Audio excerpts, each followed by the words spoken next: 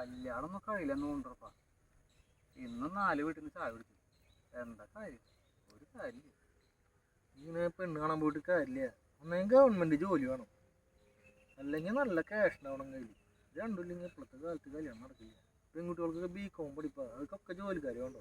പിന്നെ ഇനി നടക്കുക തളർത്തല്ലെന്നെ. നോക്കാലോ നമുക്ക്. എന്തൊരു വഴി ഉണ്ടാവും. കാലത്ത് പിടിച്ച നടത്താ ഒറ്റ നാറുകള് വഴിയിലില്ല. അയ്യോ ഹരിയോം ഹരിയോം. പെണ്ണ് കാണാൻ പെണ്ണിന്റെ വീട്ടിൽ പോയി. പെണ്ണിനെ തണ്ട ജില്ലാ കളക്ടർ പോലെ ദിങ്ങനൊരു ഇപ്പാ. എന്നിട്ടോ വക്കീലിനെ പോലെ ഓരോ ചോദ്യങ്ങൾ നമ്മളോട്. അന്തമാരൊക്കെ ഇങ്ങനെയാടാ. ഇനിയിപ്പോ ഏതെങ്കിലും പെണ്ണ് വന്ന് മുന്നിൽ നിന്നാലോ ചെകുത്താൻ കുറിച്ച് കണ്ട പോലെ നമ്മളെ നോക്കും. ഇങ്ങനെ നോക്കാം.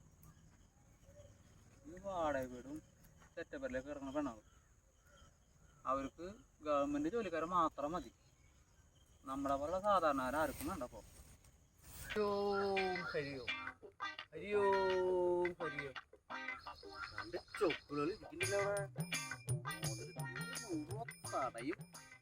ഹരിയോം ഹരിയോം. പിള്ളേരെ കൈ നോക്കണ, മുഖം നോക്കി ലക്ഷണം പറയാം.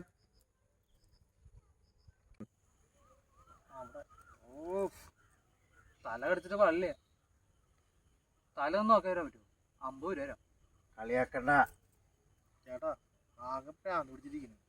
ചേട്ടൻ പോയിട്ട് പിന്നെ വാ. ഒരു കല്യാണം നടക്കാനുള്ള സാധ്യത കാണുന്നുണ്ട്. നോക്കിയാലോ? വേറെ പണിയൊന്നുമില്ലേ? നോക്കണമെങ്കിൽ നോക്കിയോട്ടാ, ഞാൻ പറഞ്ഞിട്ട് മാറ്റണ്ട. കല്യാണമൊക്കെ നടക്കും, പക്ഷെ 5000 രൂപ ചെലവുണ്ട്. 5000 പോയി തന്നെ. സാമിയുടെ കല്യാണം കഴിഞ്ഞാണോ? നോക്കുന്നുണ്ട്, ശരിയായിട്ടില്ല. എന്നൊരു കാര്യം ചെയ്യും.